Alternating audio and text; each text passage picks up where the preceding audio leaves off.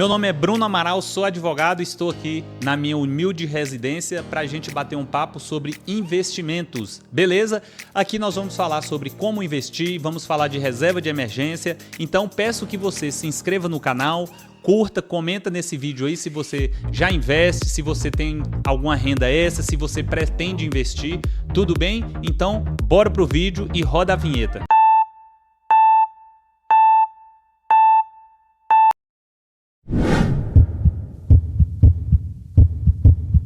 Nós vamos bater um papo, como eu já falei, falar de tudo que eu aprendi nesse mundo dos investimentos. E a primeira pergunta é, como eu conheci esse mundo dos investimentos?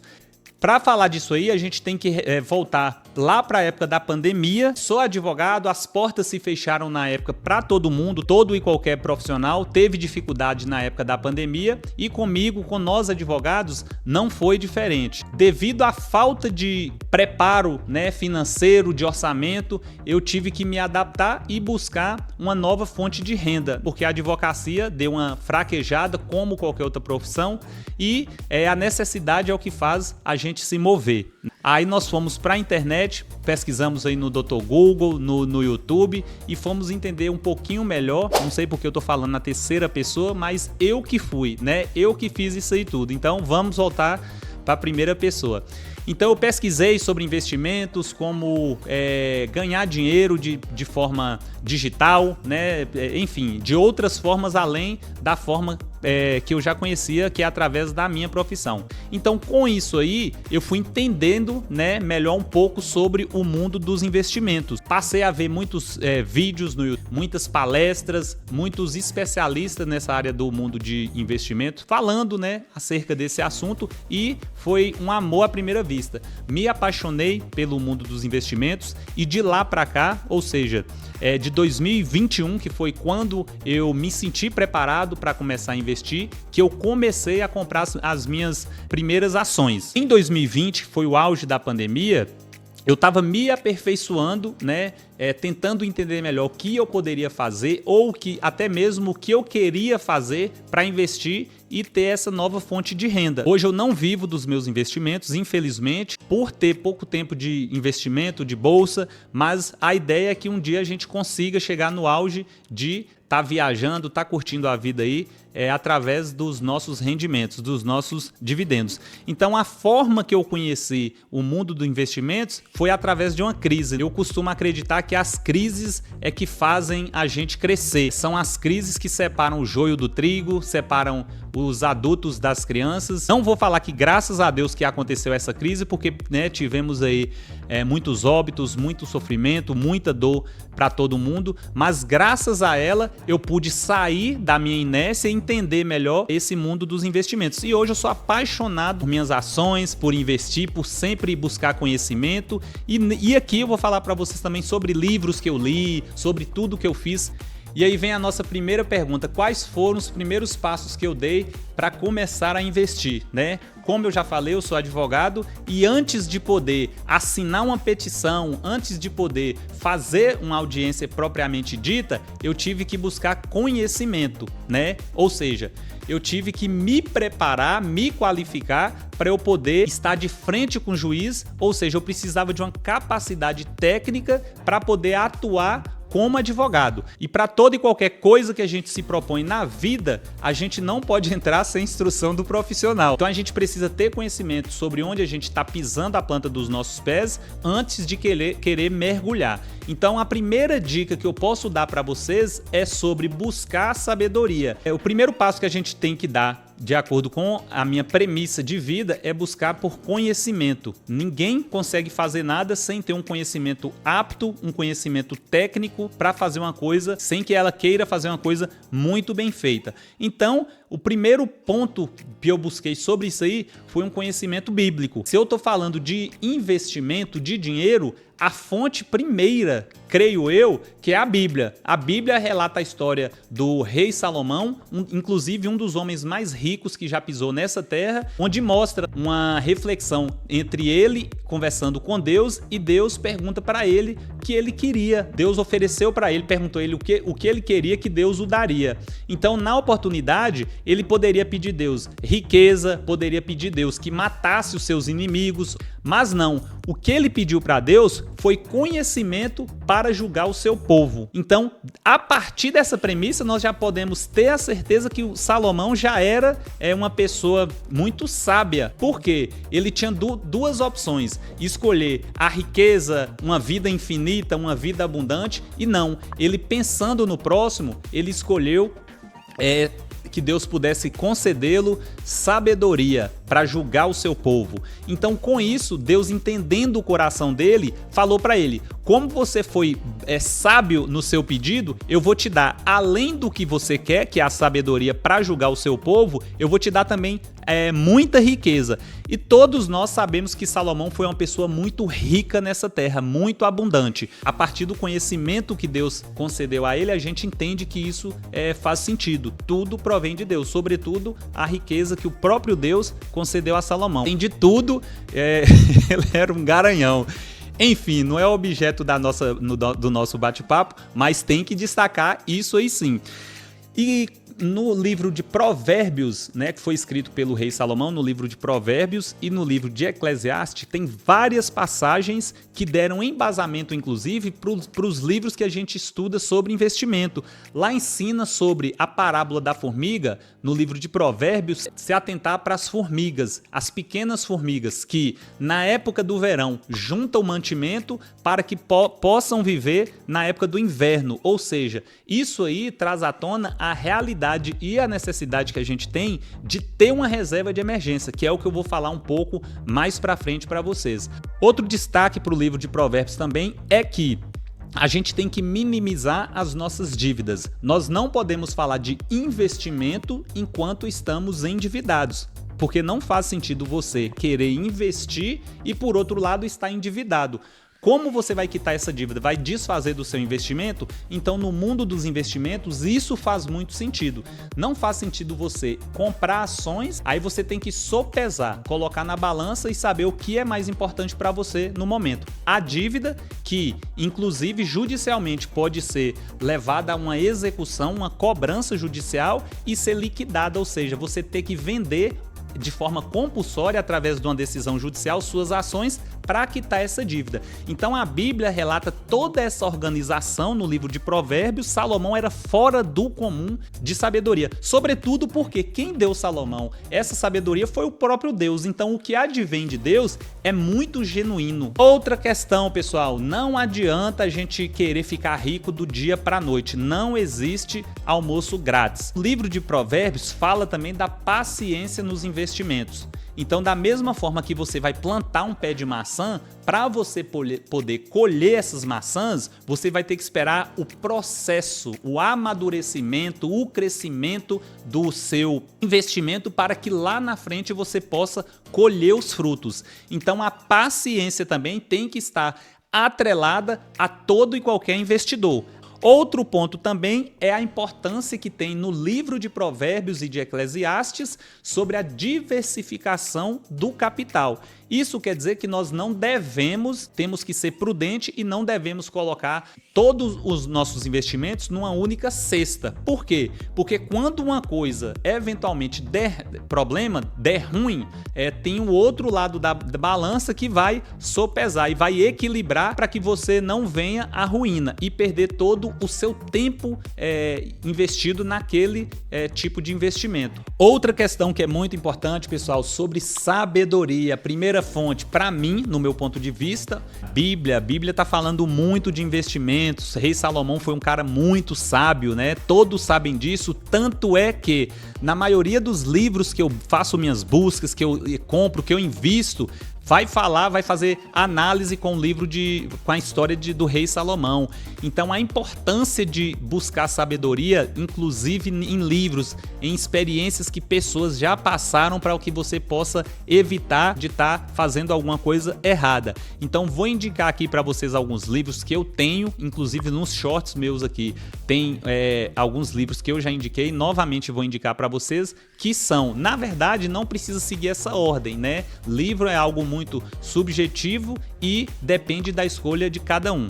Então os livros que eu comprei, que eu já li, que eu possuo, Pai Rico, Pai Pobre, Os Segredos da Mente Milionária, Quem Pensa Enriquece, O Homem Mais Rico da Babilônia, Casais Inteligentes Enriquecem Juntos, O Investidor Inteligente. Tem vários livros famosos aí que é uma obrigação de toda e qualquer pessoa que quer começar no mundo de investimentos, que é obrigatório ele ler. Então, buscar conhecimento é o primeiro passo para o sucesso, né? Não adianta você achar que vai abrir um vídeo no YouTube, vai ver um influenciador ali querendo empurrar para você goela abaixo algum tipo de investimento e você vai comprar aquela ação e vai ficar rico.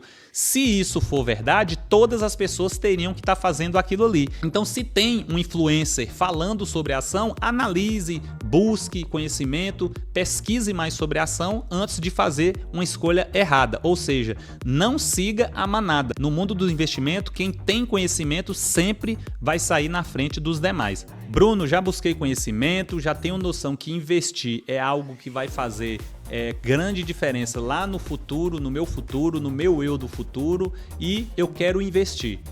Já posso começar a investir? Já posso comprar minha primeira ação? Também não é confortável que você faça isso. Por quê? Você tem dívida? Se você não tem dívida, é importante que você tenha uma reserva de emergência. Se você não tem dívida, beleza, pode montar a sua reserva de emergência. Mas o que é reserva de emergência? Reserva de emergência é como se fosse uma espécie de seguro pessoal. Então, como eu montei a minha reserva de emergência? Isso é bem subjetivo, isso aí vai de pessoa para pessoa. Então, o que eu fiz? Eu calculei qual é o meu gasto mensal, né? De coisas necessárias como água, luz, feira, gasolina, e calculei vezes 24 meses, que seriam os 2 anos. Então vamos supor que o meu gasto mensal seja de R$5.000. Então eu fiz R$5.000 por mês vezes os 24 meses, que totaliza os 2 anos. Então vamos supor aí que a minha reserva de emergência seria R$120.000, sendo bem conservador. Cada um tem uma forma de calcular sua reserva de emergência. Tem gente que calcula essa reserva em cima de 6 meses, 8 meses, 1 ano. Então, quanto mais dinheiro guardado você tem na reserva de emergência, quer dizer que você vai poder ficar mais tempo sem trabalhar. Esse dinheiro, o que eu fiz? Eu coloquei numa renda fixa, numa LCI, e todo mês ele está rendendo. Vamos supor que eu tenha lá R$100.000 investido. Isso aí é um dinheiro que eu não mexo para nada, não saco, não faço nada com ele, só deixo ele rendendo e reinvisto os lucros mensais que ele me dá. Então esse dinheiro está rendendo, torço para que eu nunca precise usar esse dinheiro, porque se eu for usar, obviamente é porque aconteceu alguma coisa ruim, meu carro estragou, não encaixa não, tem seguro. Ui, ele é rico. Ui. Então eu vou torcer para que eu nunca precise gastar essa reserva de emergência, que é um dinheiro que está lá junto com a minha reserva de oportunidade para eu comprar minhas ações, enfim, está lá rendendo e vai ficar parado lá até Deus sabe quando. Bruno, entendi, apaixonei por esse mundo do investimento, eu quero comprar minha ação. O que eu tenho que fazer? O que é uma ação? Ação nada mais é do que um pedaço da empresa que você vai comprar. Vamos supor que lá na bolsa tem a empresa que se chama Banco do Brasil. Vamos supor não, lá tem essa empresa que se chama Banco do Brasil, minha maior posição na carteira. Então, quando você está adquirindo uma cota, um pedaço dessa ação, você está adquirindo um pedaço do Banco do Brasil para você. Você se torna um acionista, um cotista do Banco do Brasil. E isso quer dizer que todas as vezes que o banco for distribuir os seus lucros, você vai receber um pouquinho de acordo com a proporção de ações que você tiver.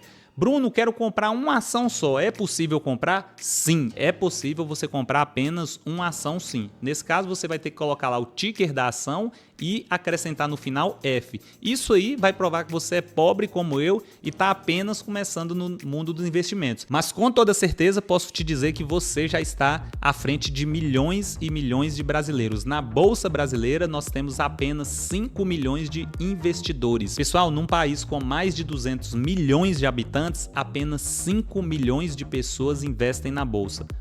Isso é uma vergonha pra gente, né? A gente tem que falar mais sobre educação financeira na escola, para os nossos amigos, fazer o que eu tô fazendo aqui. Então, compartilhe conhecimento, instrua, ensina seu amigo, seu colega aí a investir, porque o futuro dele vai depender muitas vezes disso aí. A não ser que ele queira ser mais um idoso que vai estar assalariado dependendo do INSS, né? Então, para não ter esse futuro drástico aí que a maioria dos brasileiros tem tido, né? A forma é herdar, empreender ou você ser um investidor.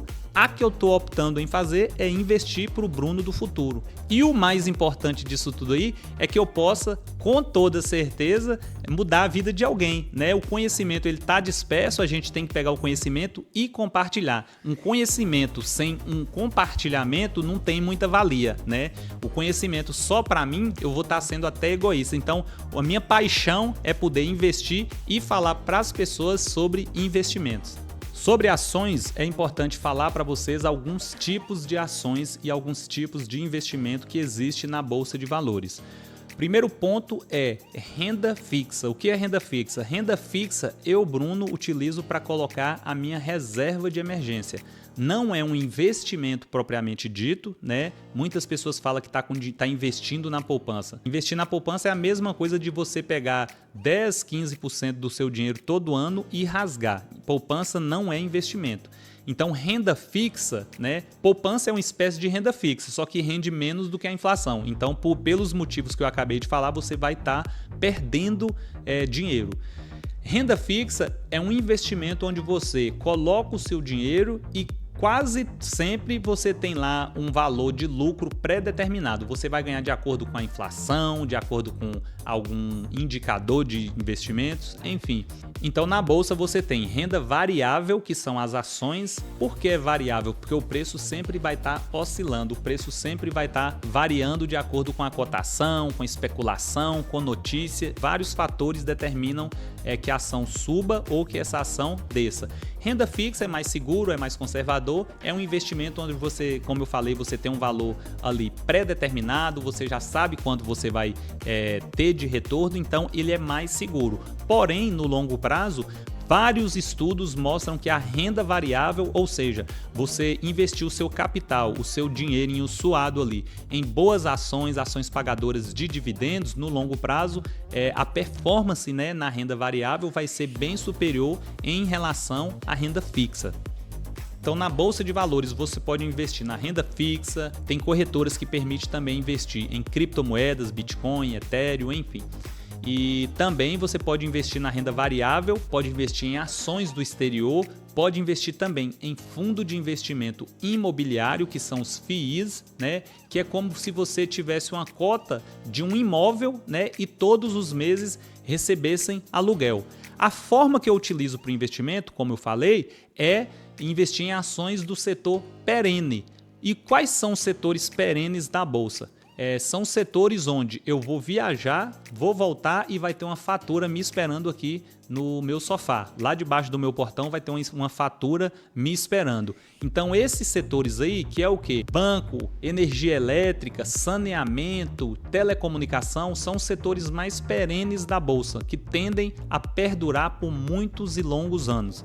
Então eu invisto, né? Normalmente quem investe nesses setores aí, os setores perenes, tem um dinheiro meio que protegido. Normalmente quando as ações sobem muitos, as ações desses setores não sobem tanto quanto as outras ações, que tem uma volatilidade bem maior, porém você tem uma proteção do seu investimento, você dificilmente vai perder para a inflação desde que você esteja aportando todos os meses, desde que você esteja reinvestindo seus lucros. Então essa é a estratégia que eu uso para investir. Então bem lá na frente eu espero estar vivendo desses dividendos, espero um dia eu não precisar tirar mais dinheiro do meu bolso para estar investindo. Vou pegar só os lucros e reinvestir esses lucros, abastecendo assim a minha carteira de ações. E para finalizar, pessoal, para o vídeo não ficar tão grande, eu vou falar para vocês só o que seria esse lucro que a empresa divide com a gente. Esse lucro a gente fala de provento ou dividendo. Vamos supor que você comprou uma ação do Banco do Brasil. O Banco do Brasil é uma empresa que paga 8 vezes por ano, ou seja, paga os dividendos 8 vezes por ano para os seus acionistas. Então, quando você compra uma ação do Banco do Brasil, ela a cada 3 meses ela vai reportar o seu lucro e vai dividir, vai repassar para os acionistas, que somos nós, parte desse lucro em forma de dividendo ou JCP. JCP é o juro sobre capital próprio, que é uma forma de pagamento também, uma forma de nos remunerar também. Então são essas as formas que as empresas têm de nos pagar. Ou elas pagam assim através dos dividendos ou dos JCPs, ou também através de mais ações. O Banco Bradesco, por exemplo, às vezes ele remunera os seus acionistas através de novas ações. Ele emite novas ações e doa, para os seus acionistas. Vamos supor que ele vai remunerar o seu acionista com 10% das ações. Então, se a pessoa tem lá 10 mil ações, o Bradesco vai dar para essa pessoa mais 1.000 ações ao invés de pagar os dividendos ou o JCP. Então, o que a gente faz com esse dinheiro? Um investidor sensato vai pegar esse lucro aí que ele recebeu dos dividendos e vai comprar novas ações, ou dessa empresa, ou de outra empresa que está no seu portfólio, que ele está analisando. O dinheiro é dele, cai na conta corrente dele da corretora. Se ele quiser sacar, ele saca. Se ele quiser reinvestir, ele reinveste, que é, como eu estou falando aqui, o mais prudente a se fazer.